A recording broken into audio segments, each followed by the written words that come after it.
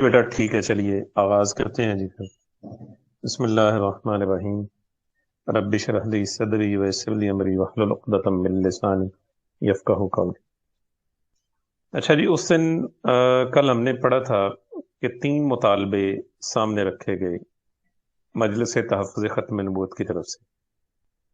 قادیانی وزیر خارجہ ظفر اللہ خان کو ہٹایا جائے، آئین میں مسلمان کی تعریف شامل کی جائے، اور قادیانیوں کو غیر مسلم قرار دے کر کلیدی عہدوں سے برطرف کیا جائے۔ بہرحال بہت بڑے بڑے نام تھے جی اس تحفظ ختم نبوت میں۔ خاص طور پہ ایک بہت بڑا نام جماعت اسلامی کے بانی مولانا مودودی رحمۃ اللہ علیہ، پھر مولانا احتشام الحق تھانوی، یہ وہی سلسلہ ہے مولانا شرف علی تھانوی صاحب والا، علامہ سید احمد سعید کاظمی، یہ ملتان سے ان کا تعلق، بہت بڑا سلسلہ، بہت بڑی گدی، مولانا ابو الحامد بدایونی، خواجہ قمر الدین سیالوی، یہ سیال شریف والے، بہت بڑا نام جی پاکستان کا، بہت بڑی گدی ہے یہ بھی، سید عطا اللہ شاہ بخاری رحمۃ اللہ علیہ، مولانا محمد داؤد غزنوی، اور خواجہ غلام قادر، خواجہ غلام نظام الدین تونسوی، صوفی ایاز خان نیازی، مولانا محمود احمد رضوی، مولانا عارف اللہ شاہ قادری، علامہ عبد الغفور ہزاروی، مفتی محمد حسین نعیمی، جن کا مدرسہ ہے لاہور میں جامعہ نعیمیہ، اور اسی طرح مولانا غلام محمد ترنم، مولانا ابو الحسنات سید محمد احمد قادری، مولانا عبد الستار خان نیازی، سید خلیل احمد قادری،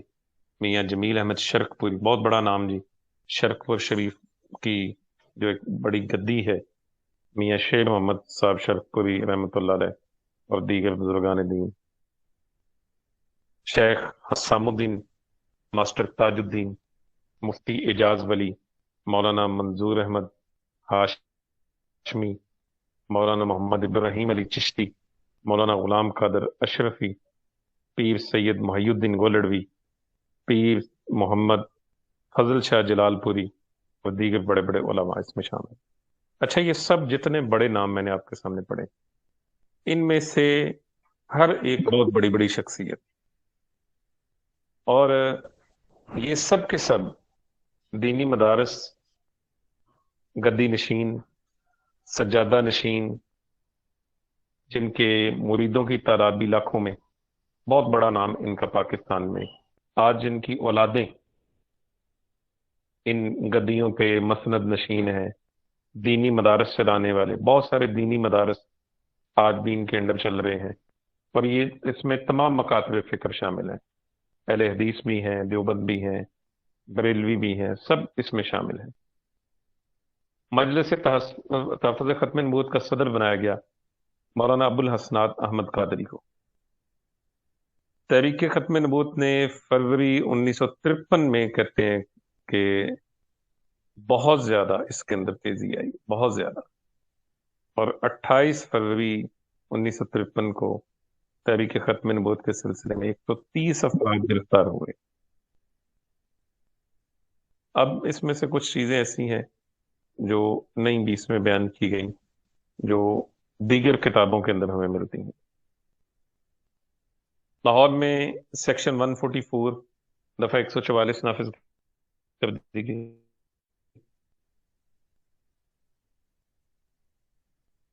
اور احمدیوں کے خلاف جلوس، لاٹھی چارج جو ہے ٹویٹ کیا کہ بہت سارے لوگ اس سے مجروح ہوئے، تو انہوں نے اس طرح سے ٹویٹ، مولانا اختر علی اور دوسرے ان کے ساتھ تقریباً 200 کے قریب رضاکار صاحب میں گرفتار ہوئے۔ اچھا، اسی دوران کہتے ہیں جی ایک ڈپٹی سپرنٹینڈنٹ کو گولی ماری گئی ہنگاموں کے دوران، اور اس سے پولیس نے پھر اسٹریٹ فائر کیے، اور اس سے ایک شخص ہلاک ہوا اور ایک زخمی ہوا۔ قادیانیوں کے خلاف سیالکوٹ میں تحریک چلائی گئی زبردست، اور وہاں پھر بعد میں کرفیو نافذ کرنا پڑا۔ 5 مارچ کو لاہور کے حالات جو ہیں وہ انتہائی حد تک پہنچ گئے، اور شہر کا جو نظام ہے وہ سارا کا سارا پھر دینا پڑا فوج کے ہاتھ میں. بہت سارے علاقے فوج نے اپنے کنٹرول میں لے لیے، کیونکہ معاملہ یہ ہوا کہ مشتل ہجوم نے 18 منی بسوں کو، ایک پولیس ٹرک کو اور دیگر کئی جگہوں کو انہوں نے نظر آتش کیا، جس میں 2 ڈاک خانے بھی شامل تھے. پولیس کو ہجوم کو منتشر کرنے کے لیے گولی چلانا پڑی، متعدد افراد اس میں ہلاک ہوئے. اب اس میں ایک چیز کا اضافہ کرتا جاؤں جو اس میں تذکرہ نہیں ہے. لاہور کا مال روڈ کہتے ہیں جو لوگ، جن لوگوں نے اس تاریخ سے واقف ہیں یا جو میں نے بڑوں سے سنا ہے، کہ وہ لاشوں سے بھر گیا تھا. بہت زیادہ لاشیں وہاں گرتی. کہ آج کل کا تو میڈیا نہیں تھا کہ جس میں ہر بندے کے ہاتھ میں موبائل اور ویڈیو بنا لیتا ہے اور شیئر کر دیتا ہے. وہ دور تھا کہ میڈیا بھی سارا، پرنٹ میڈیا بھی، الیکٹرانک میڈیا بھی گورنمنٹ کے ہاتھ میں تھا، اور الیکٹرانک میڈیا اتنا فعال بھی نہیں تھا. پرنٹ میڈیا ہی تھا، اخبارات ہی تھے. اور اخبارات جو ہیں شہروں میں، بڑے شہروں میں تو روزانہ آ جاتے تھے، اور چھوٹے شہروں میں ایک دن کے وقفے سے پہنچتے تھے. اس طرح کے حالات تھے. بہرحال حکومت نے کرفیو لگا کے، مارشل لا نافذ کر کے، تو ان چیزوں کے اوپر کنٹرول کر لیا. اچھا، یہ بات ذہن میں رکھیے گا کہ یہ کوئی پہلی دفعہ نہیں ہوا. آپ نے بھی یہ حالات دیکھے نا لاہور میں، یہی ریپیٹ ہوئے دوبارہ سے. وہی سارا معاملہ چلا. الٹیمیٹ کیا ہوا؟ رینجرز کو آنا پڑا، پولیس کو آنا پڑا، لڑائی مار کٹائی ہوئی، پولیس کے لوگ بھی اس میں شہید ہوئے، سارا ہوا. یہ ایپیسوڈ پہلے بھی کئی دفعہ اس ملک میں چل چکا. اچھا، ایک چیز جو کامن ہے ہمیشہ سے، وہ یہ ہے کہ ہمارے جو انتظامی ادارے ہیں، ان میں اس طرف کوئی توجہ نہیں ہے کہ عوامی لوگوں کو ساتھ میں شامل کر کے جو پبلک ریپرزینٹیٹیو ہیں ان کے ذریعے سے مذاکرات کروائے جائیں. پوری دنیا میں یہ ہوتا ہے کہ جو پبلک فگر ہوتے ہیں ان کو آگے لایا جاتا ہے، وہ بات کرتے ہیں. اب وہ بات تو کر لیتے ہیں پھر، لیکن یہاں پر کیا ہوا؟ پچھلی دفعہ اس طرح سے ہوا کہ جب وہ احتجاج وغیرہ ہوا تو جو پبلک ریپرزینٹیٹیو تھے وہ سامنے آئے، انہوں نے معاہدہ کر لیا. اب معاہدے پہ عمل نہیں ہوا، پھر چیزیں مس ہینڈل ہوئی، معاملات خراب ہوئے، پھر اس طرح سے پہنچے.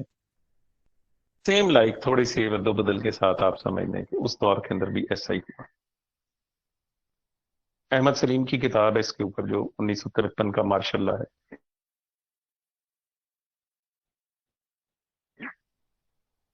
انہوں نے ڈیٹیل میں ان سارے واقعات کو لکھا ہے. کہتے ہیں الٹیمیٹ بڑی یہ افراتفری، قتل و غارت کے بعد حالات پہ قابو پا لیا گیا. بہرحال 6 مارچ کو کہتے ہیں کہ حالات اور زیادہ خراب ہوئے. الٹیمیٹ فوج کو انتظام سنبھالنا پڑا، اور میجر جنرل اعظم خان جو ہے ان کو مارشل لا کا نازم اعلیٰ بنایا گیا. حافظ عبد المجید اور بریگیڈیئر آف آر کلو، یہ بعد میں جنرل بھی بنے تھے، یہ جنرل کلو کے نام سے مشہور ہوئے.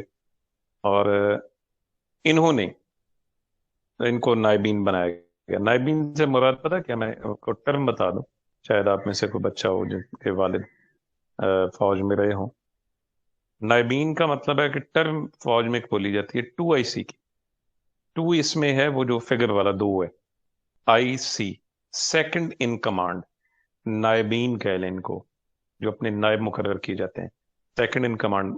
ایک بریگیڈیئر کلو ہے اس میں، اور ایک بریگیڈیئر حافظ عبد المجید ہے. ان کو ساتھ میں شامل کیا گیا. میجر جنرل اعظم خان نے ریڈیو پر آ کے تقریر کی، امن و امان کی صورتحال کے حوالے سے لوگوں کو بریف کیا، اور کہا کہ جو افواہیں پھیلائی جا رہی ہیں ان سے گریز کیا جائے، ورنہ سختی کے ساتھ قانونی کارروائی کی جائے گی. 7 مارچ کو لاہور میں کہتے ہیں پھر حالات معمول پہ آنا شروع ہو گئے. مین بڑا واقعہ تھا وہ ہو چکا تھا، سینکڑوں لوگ شہید ہو چکے تھے، جام شہادت نوش کر چکے تھے. اب حالات جو ہیں وہ کہتے ہیں پھر اگلے فیز میں چلے گئے. 5 اپریل کو مرزا ناصر احمد کو 5 سال کی قید اور 5,000 جرمانہ ہوا، اور یہ قادیانی تھا. اور اس کے بعد مولانا عبدالستار خان نیازی، مولانا خلیل احمد قادری اور مولانا مودودی کو مسلمانوں میں جذبہ شہادت ابھارنے کے الزام میں، یا نقص امن کہہ لیں، انارکی پھیلانے کے جرم کے اندر ان کو سزائے موت سنا دی، اور جسے بعد میں عمر قید کے اندر 14 سال میں تبدیل کر دیا گیا۔ اور اس کے بعد کہتے ہیں کہ جب حالات آہستہ آہستہ معمول پر آنے شروع ہو گئے تو پھر قید جو ہے وہ 2 سال کر دی گئی، اور 2 سال کے بعد انہیں رہائی میسر آئی۔ اور باقی کے پنجاب کی جو صورتحال تھی مختلف شہروں کی، اس میں بھی عارضی طور پہ انتظامات جو تھے وہ آہستہ آہستہ بحال ہونے شروع ہوئے۔ سیالکوٹ، لاہور، راولپنڈی، گجرانوالہ، لائل پور، لائل پور موجودہ جو آپ کا فیصل آباد شہر ہے، اور منٹگمری، منٹگمری کہتے ہیں ساہیوال کو۔ ساہیوال کا نام جو ہے بعد میں رکھا گیا۔ منٹگمری ایک انگریز جنرل تھا سیکنڈ ورلڈ وار میں غالباً، اس کے نام کے اوپر جو ہے، اور وہ شاید بر صغیر میں بھی تعینات رہا، جنرل منٹگمری، اس کے نام کے اوپر جو ہے اس کا نام رکھا گیا۔ اور یہ چھوٹا سا شہر تھا جو انگریزوں نے آباد کیا، پھر بعد میں اس کا نام ساہیوال رکھ دیا گیا۔ اور اسی طرح ایک کمیشن بنایا گیا، انکوائری کمیشن، جسٹس منیر جو بعد میں چیف جسٹس بنے پاکستان کے، ان کی سربراہی میں ایک انکوائری کمیشن جو ہے وہ بنایا گیا، اور اس انکوائری کمیشن نے پھر اپنی رپورٹ مرتب کی۔ کہتے ہیں بہت بڑی رپورٹ تھی جی، بڑی جامع رپورٹ اس انکوائری کمیشن نے بنائی، اور اس میں کہتے ہیں کہ یہ آپ کے سامنے موجود ہے۔ 21 اپریل 1954 کو احمدیوں کے خلاف تحقیقاتی رپورٹ جو ہے وہ عدالت میں پیش کی گئی، جسے شائع کر دیا گیا۔ 1,00,000 الفاظ پہ مشتمل اور 1953 پیروں کے اوپر مشتمل یہ رپورٹ تھی۔ بہرحال معاملہ ختم نبوت کا جو اس وقت تھا وقتی طور پہ وہ آپ سمجھ لیں کہ دب گیا، لیکن بعد ازاں بھٹو صاحب کے دور میں جب اس نے دوبارہ سر اٹھایا تو پھر بھٹو صاحب نے یہ ایک سمجھداری کا ثبوت دیا کہ وہ معاملے کو لے کر اسمبلی میں آ گئے۔ لیکن بیٹا یہ میں ایک چیز آپ کو بتا دوں، قانون کیسا ہی کیوں نہ ہو، یہ انٹرنیشنل لا ہے کہ جب آپ کی اسمبلی اکثریتی رائے سے کسی قانون کو پاس کر دے تو پھر آپ اس قانون کے خلاف جو ہے کچھ نہیں کر سکتے کسی بھی فورم کے اوپر، عالمی سطح کے اوپر اس کے اوپر کسی قسم کی کوئی قدغن نہیں ہوتی۔ کیوں؟ وہ کہتے ہیں جی جمہوریت ہے، ان کی قوم نے فیصلہ کیا ہے اور قانون کے مطابق انہوں نے فیصلہ کیا ہے، اور جب وہ قانونی لحاظ سے اس چیز کو دیکھتے ہیں، مد نظر رکھتے ہیں، تو پھر وہ چیزوں کو کسی اور رنگ میں لیتے ہیں۔ لیکن جب قانون سے ہٹ کے فیصلے کیے جاتے ہیں تو پھر عالمی سطح پہ ان کو بھی تنقید کا موقع مل جاتا ہے۔ پر معاملہ یہ آگے سے آگے چلا، مسلسل یہ آگے چلتا رہا، اور اس کے بعد لیاقت علی خان کی جو قتل کی تحقیقاتی رپورٹ تھی وہ بھی سامنے آ گئی۔ 24 اکتوبر کو خواجہ ناظم الدین نے ایک کمیشن جو بنایا تھا 24 اکتوبر 1951 کو، لیاقت علی خان کی وفات کے تقریباً یہ 8 دن کے بعد 16 اکتوبر کو وفات ہوئی، 24 کو انہوں نے کمیشن بنایا، اور اس کی سربراہی بھی جسٹس منیر نے کی، اور 17 اگست 1952 کو اپنی رپورٹ انہوں نے شائع کی، اور اس رپورٹ میں 3 وجوہات بیان کی گئی۔ اول یہ کہ قاتل سید اکبر کا فعل اس کے دماغ کی خرابی کا نتیجہ تھا۔ ہو جاتا ہے ایسا، لیکن اس کیس میں جو لوگ کہتے ہیں کہ ایسا نہیں تھا۔ سید اکبر کا جو فعل ہے، اس طرح کے واقعات دنیا میں بہت سارے ہوئے ہیں۔ آپ کے گجرانوالہ میں ایک کیس ہوا تھا، شاید آپ کے لیے نہ ہو، یہاں ایک خاتون منسٹر تھیں، ذل ہماؤن کا نام تھا، ان کو ایک جنونی آدمی نے ایک پبلک میٹنگ کے دوران گولیاں مار کے سر میں قتل کر دیا، اور جب بعد میں انویسٹیگیشن ہوئی تو پتا چلا کہ وہ اس سے پہلے بھی 2-3 خواتین کو قتل کر چکا ہے، جن کے متعلق اس کی رائے یہ تھی کہ ان کا کردار اچھا نہیں، یعنی مینٹل ججمنٹ کی خود ہی اس نے خود ہی امپلیمنٹ کر دی۔ اب اس بات کی تو دنیا کا کوئی قانون اجازت نہیں دیتا۔ بہرحال تو دوسری بات یہ کہی گئی کہ اس میں مسئلہ کشمیر کے حوالے سے وزیر اعظم کی پالیسی سے اختلاف تھا اسے، اور دینی تعصب کے شدید جذبات کے ماتحت اس نے یہ فعل سر انجام دیا۔ اور 18 اگست کو بیگم لیاقت علی خان نے کہا کہ تحقیقاتی رپورٹ سے ظاہر ہوتا ہے کہ مسٹر لیاقت علی خان کے قتل کی سازش کی گئی۔ دیکھیں، سیکیورٹی ہو، وزیر اعظم نے خطاب کرنا ہے، یہاں ایک عام منسٹر نے آنا ہو، وزیر اعلیٰ نے آنا ہو، تو کتنی سخت سیکیورٹی ہوتی ہے، کتنی سخت چیکنگ ہوتی ہے، ایک بندہ اسلحہ سمیت، اور وہ بھی بالکل قریب آ کے بیٹھ جائے کہ جیسے وزیر اعظم آئے ہیں اسٹیج پہ، ڈائس پہ کھڑے ہوئے ہیں، نحمدہ و نصلی علی رسولہ الکریم پڑھا ہے، ساتھ میں فائر ہو گئے۔ اب یہ جو زیادہ تر صحافیوں نے یا بعد میں تاریخ دانوں نے لکھا ہے، وہ کہتے ہیں کہ لیاقت علی خان کے قتل میں اس وقت کی اسٹیبلشمنٹ شامل تھی، ان کے ایما کے اوپر یہ قتل کیا گیا، اور جس کی وجہ سے اس ثبوت کو ختم کرنے کے لیے قاتل کو موقع پر ہی گولیاں مار کے قتل کر دیا۔ چاہے بہرحال یہ معاملہ تاریخ کا حصہ بن گیا، آج تقریباً 70 سال اس کو ہو گئے ہیں، 1951 اور 2021۔ کوریا کی جنگ جو ہے اسی دور میں ہوئی ہے۔ 25 جون 1950 کو شمالی کوریا کی فوج نے جنوبی کوریا پر حملہ کر دیا۔ یہ ان کی جغرافیکل پارٹیشن تو پہلے ہو چکی تھی، لیکن ایک ہی قوم ہے، ایک ہی نسل ہے، سب کچھ ہے، لیکن ان کی مڈبڑ جو ہوئی ہے کہ اس کا جو شمالی حصہ ہے اس کو چین کی حمایت حاصل ہے، اور جو جنوبی کوریا ہے اس کو امریکہ کی حمایت حاصل ہے۔ اب ان دونوں کے اس میں مفادات ہیں۔ چین کا مفاد یہ ہے کہ چین کے خطے کے ساتھ وہ لگتا ہے، اور چائنا اگر اس کو اپنے ساتھ نہیں ملائے گا تو اس کے سیکورٹی کنسرن ہے، اور امریکہ چائنا کو تھرٹ کرنے کے لیے جو ہے، یا وہاں اس نے جو اپنے اڈے وغیرہ بنائے ہیں اور اس کی جاسوسی اور دیگر معاملات کو واچ آؤٹ کرنے کے لیے جنوبی کوریا کو اچھی خاصی سپورٹ کرتا ہے۔ بہرحال یہ جنگ جو ہے بالآخر جولائی 1953 میں ختم ہو گئی، اور اسی دوران اقتصادی صورتحال جو ہے بھی تیز ہوئی، اور اسی دوران جو ہے اسلحہ سازی اور دیگر معاملات جو ہیں اور امریکی پروگرام جو ہیں وہ پاکستان میں آنا شروع ہو گئے، اور پاکستان سے پٹسن اور اسی طرح کپاس جو ہے اس کی برآمد بھی شروع ہو گئی۔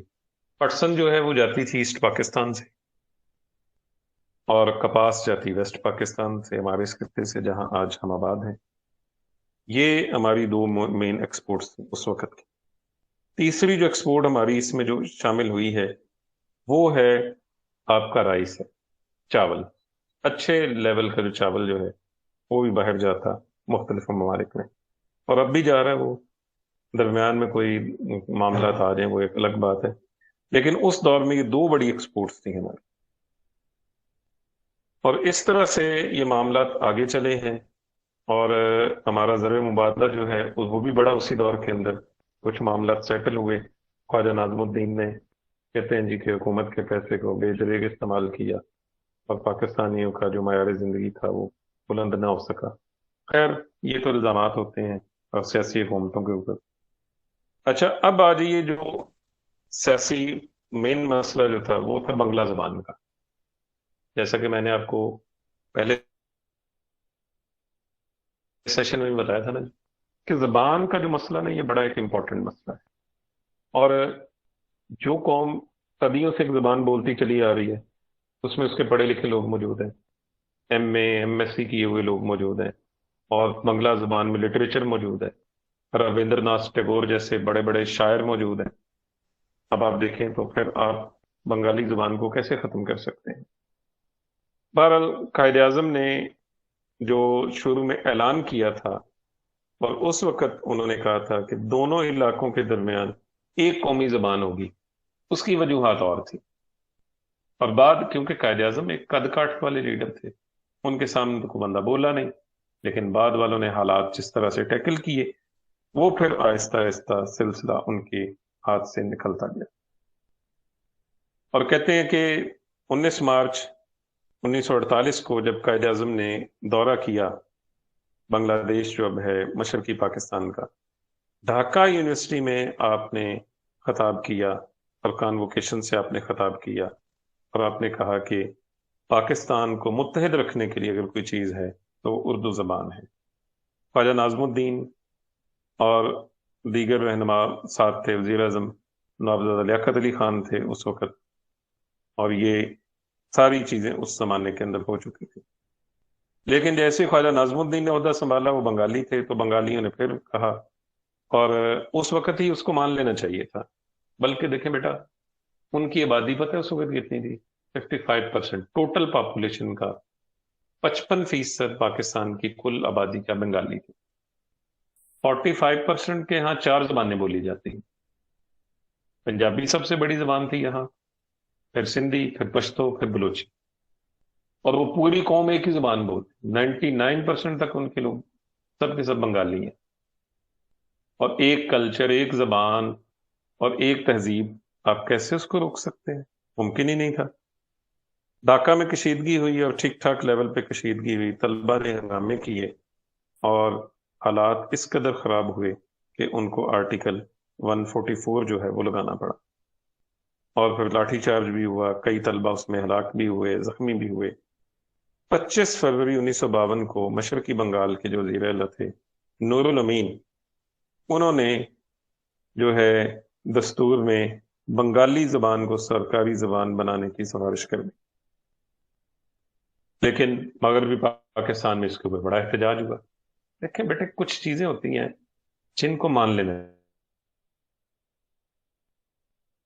چاہیے، اور یہ بڑی عاقبت اندیشی ہوتی ہے کہ اگر آپ ریئلسٹک نہیں ہیں، آپ کی ریشنل اپروچ نہیں ہے، آپ حالات کو سمجھتے نہیں ہیں، وقت کی آواز نہیں آپ سمجھتے، اور یہ بہت بڑا اس وقت بھی بلنڈر ہوا ہمارے سیاستدانوں سے۔ آپ دیکھیں نا، انڈیا جس کے ساتھ آپ اردو ہندی تنازع لے کر کھڑے ہوئے تھے جی، کہ اردو زبان کی ہم اشاعت چاہتے ہیں جناب، انڈیا ہماری زبان کے خلاف ہے اردو زبان کی، اس نے تو تقسیم کے فوراً بعد اردو زبان کو قومی زبان ڈکلیئر کر دی۔ وہاں آغاز میں کتنی قومی زبانیں تھیں؟ 10 سے زائد تھیں، اب تقریباً 22-23 قومی زبانیں ہیں ان کی، جس میں پنجابی بھی قومی زبان ہے، اردو بھی قومی زبان ہے۔ کر لیں 5 قومی زبانیں، کر لیں پنجابی، سندھی، بنگلہ، پشتو، بلوچی، کوئی مسئلہ نہیں ہے۔ تو بہرحال یہ کام ہوا جی، اور اس وقت اس سے معاملات جو ہیں وہ اچھے خاصے خراب ہوئے، اور آخر میں جا کے مسئلہ حل ہوتا ہے جی 1954 میں۔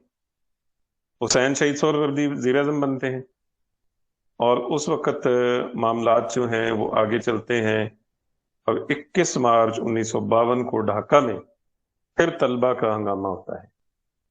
یہ میں نے جو آپ کو پڑھایا تھا فال آف ڈھاکہ، اس میں ایک پوائنٹ تھا لنگوسٹک وائلنس۔ یہ ہے وہ لنگوسٹک وائلنس، زبان کی بنیاد کے اوپر جو وائلنس ہوئی ہے وہ یہ ہے۔ اور پھر بالآخر کیا ہوا کہ 1954 میں مسلم لیگ کی اسمبلی نے اردو کے ساتھ ساتھ بنگلہ زبان کو بھی قومی زبان کا درجہ دے دیا، اور اس طرح سے یہ مسئلہ جو ہے یہ حل ہوا۔ آئینی پیش رفت جو اس دوران ہوئی وہ یہ ہے سر یہ کہ باچا خان کا جو اختلاف تھا قائد اعظم کے ساتھ پشتونستان کو لے، جی جی، دیکھیں میں آپ کو بتاتا ہوں، اور یہ شاید آپ کو کوئی بھی نہیں بتائے گا جو میں آپ کو بات بتا رہا ہوں۔ باچا خان کی 3 ملاقاتیں ہیں جی اب قائد اعظم کے ساتھ، اور دوسری ملاقات میں قائد اعظم فرتے جذبات میں اٹھ کے باچا خان سے گلے ملے، اور پھر ان کو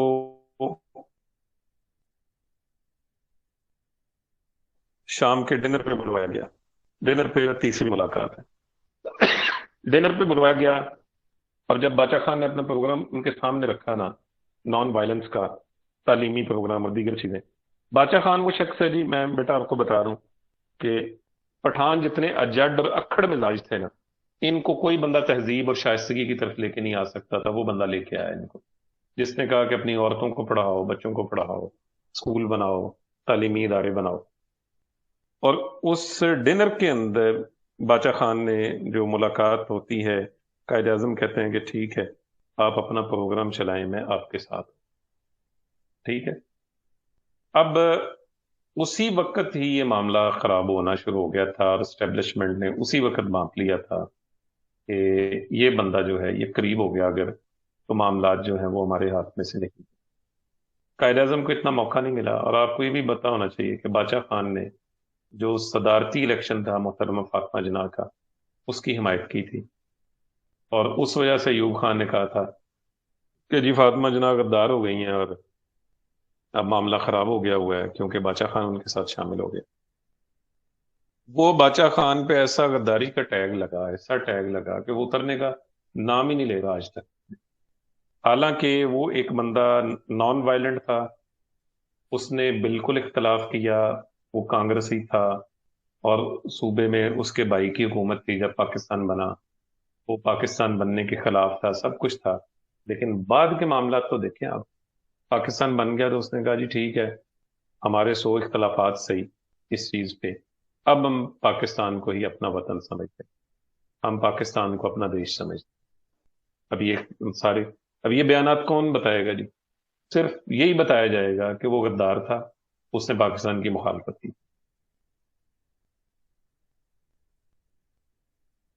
سر وہ پاکستان بننے سے پہلے کی تھی نا؟ جی پاکستان بننے سے پہلے کی تھی نا، تو اس کے بعد تو دیکھیں نا، اب اگر ان کے جو جی جی انسیسٹرز ہیں، صحیح، ہاں۔ جن میں عبد الولی خان تھا بیٹا، پھر اب اسفند یار ولی ہے۔ عبد الولی خان بھی ساری زندگی آئین کی بات کرتا رہا کہ جو آئین پاکستان کہے گا، اسفند یار ولی بھی آئین کی بات کرتا ہے۔ ٹھیک ہے جی۔ اب آپ دیکھیں یہ سارے معاملات تو ہمارے سامنے ہیں۔ اب یہ جمہوریت پہ یقین رکھتے ہیں، یہ بھی بڑا اللہ کا میں کہتا ہوں کرم سمجھے اس ملک پہ کہ یہ وائلنٹ نہیں ہے کہ ہم بندوق کے زور پہ آئیں گے، وہ کہتے ہیں ووٹ کے زور پہ آئیں گے۔ اور میں یہ بھی کہا کرتا ہوں کہ یہ جو آپ کے مولوی ہیں نا، صوبہ سرحد کے مولانا فضل الرحمان، سر وہ یا وہ جو دیگر علماء جو تھے، مولانا سمیع الحق، یا جو اور دینی سیاسی جماعتیں ہیں، یہ بھی یہی کہتی ہیں نا کہ جی ووٹوں کے ذریعے سے ہم آگے آئیں گے۔ وہ ان کو قوم ووٹ دیتی ہے یا نہیں دیتی وہ الگ بات ہے، کم از کم یہ ہتھیار اٹھانے کی بات تو نہیں کرتے، مسلح جدوجہد کی بات تو نہیں کرتے۔ تو میں تو ان کو اس لحاظ سے یہ بھی کریڈٹ دیتا ہوں کہ چلیں کم از کم سیاسی عمل پہ تو یقین رکھتے ہیں۔ تو ہر وہ شخص، چاہے وہ مولوی ہے چاہے وہ قوم پرست ہے، وہ اس بات کے اوپر اگر یقین رکھتا ہے کہ جی وہ ووٹوں کے ذریعے سے آنا چاہتا ہے، تو میرا خیال ہے وہ ٹھیک ہے، اس کو مارجن ملنا چاہیے۔ اس کو ووٹ ملے یا نہ ملے وہ ایک الگ بات ہے، لیکن آپ اپنی ذاتی پسند ناپسند سے کسی کی کریکٹر اسیسینیشن شروع کر دیں، جو ہمارے یہاں ہوتا ہے، وہ غلط ہے۔ اچھا سر جی۔ باچا خان نے جب جب جی جی بیٹا۔ سر باچا خان نے یہ جب مجیب الرحمان جب اڑا ہوا تھا اپنی ضد پہ اور ادھر یہ تھا، تو اس نے یہ گرمی کم کرنے کے لیے اس سے ملاقات کی تھی شیخ مجیب الرحمان سے، اور اسے کنونس کیا کہ جی ہم پہلے پاکستان کو توڑنا چاہتے تھے لیکن ہم بعد میں مان گئے، لیکن اب تم توڑنا چاہتے ہو، پہلے تم مخالفت کرتے تھے یعنی کہتے تھے کہ پاکستان بننا چاہیے، اور اب جب ہم کہتے ہیں کہ پاکستان نہیں۔ ہوں، بالکل ایسا ہی ہے، کیونکہ وہ ایم ایس ایف میں تھا نا، مسلم اسٹوڈنٹ فیڈریشن کا وہ رکن تھا، اور جو ہے مین اسٹریم بندہ تھا وہ پورے بنگال میں۔ اچھا جی بیٹا، بس میں اس کو سر وائنڈ اس اپ سے کر رہا ہوں ثابت کہ یہ بھی ہوتا ہے نا کہ پاکستان بننے کے بعد وہ کتنا سپورٹ جی جی، کرتا تھا کہ پاکستان نہ ٹوٹے، اب پاکستان ہی سروائیو کرے۔ نہیں جی نہیں، وہ ٹھیک رہے ہیں، میں اے این پی کو مارجن دیتا ہوں پورا۔ اے این پی کی پالیسی ٹھیک رہی ہے، بیلنس پالیسی ان کی رہی ہے، ان کے معاملات ٹھیک رہے ہیں۔ یہ تو آپ کے ہاتھ میں ہے نا جی، دیکھیں اسٹیبلشمنٹ کے پاس گیم ہوتی ہے ساری، وہ آج صبح فیصلہ کر دے کسی کو شام تک مرتد کرنا ہے تو وہ کر دیں گے، اور آج فیصلہ کر دیں کہ صبح کو مومن اس کو ڈکلیئر کرنا ہے تو مومن ڈکلیئر کر دیں گے، کیونکہ وسائل ان کے پاس ہیں، اختیارات ان کے پاس ہیں۔ تو باچا خان کے اوپر وہ ایسا ٹیگ لگا، اب بھی آپ دیکھ لیں کہ وہ ابھی تک اترنے کا نام ہی نہیں لیتا۔ ہمارے بہت سارے ایسے بچے جو تاریخ سے واقف ہی نہیں ہیں، ان کو پتہ ہی نہیں کسی چیز کا، اور وہ جیسے ہی اے این پی کی یا باچا خان کی بات سنتے ہیں، خان عبد الغفار خان کی، بلا سوچے سمجھے غدار کہنا شروع کر دیتے، بلا سوچے سمجھے۔ سب پٹھانوں میں غدار بہت تھا، اگر کوئی پیدا ہوتا تو وہ خود ہی ختم کر دیتے۔ یہ بھی ٹھیک ہے۔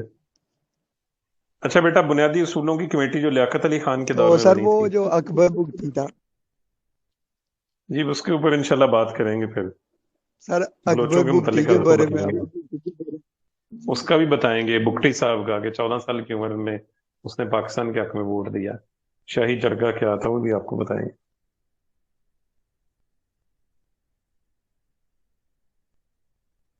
اچھا جی، اس میں جو یہ کمیٹی بنی تھی بنیادی اصولوں کی، یہ تھی مستقبل کا آئین بنانے کے لیے، 60 اراکین دونوں علاقوں سے لیے گئے، ایسٹ پاکستان اور ویسٹ پاکستان سے، طے یہ کیا گیا کہ 400 رکنی جو ہے وہ ایک ایوان بنایا جائے گا، 200 ارکان مشرقی پاکستان سے اور 200 جو ہیں وہ مغربی پاکستان سے ہوں گے۔ کلاس ختم ہونے والی ہو گئی ہے، اطاول مصطفیٰ صاحب آ گئے ہیں، جی ٹھیک ہو۔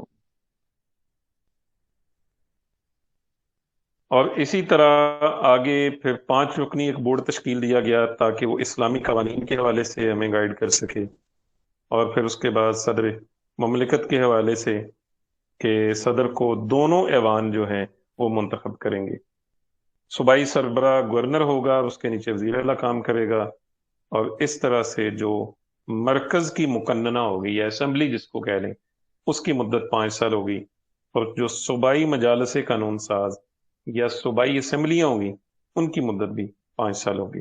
بہرحال یہ رپورٹ جو ہے اس میں نقائص بھی تھے، عوام نے اس کو پسند نہیں کیا، لیکن بہرحال 1956 کا آئین بنا اور وہ 23 مارچ 1956 کو نافذ ہوا، لیکن 2 ہی سال کے بعد پھر مارشل لا لگ گیا۔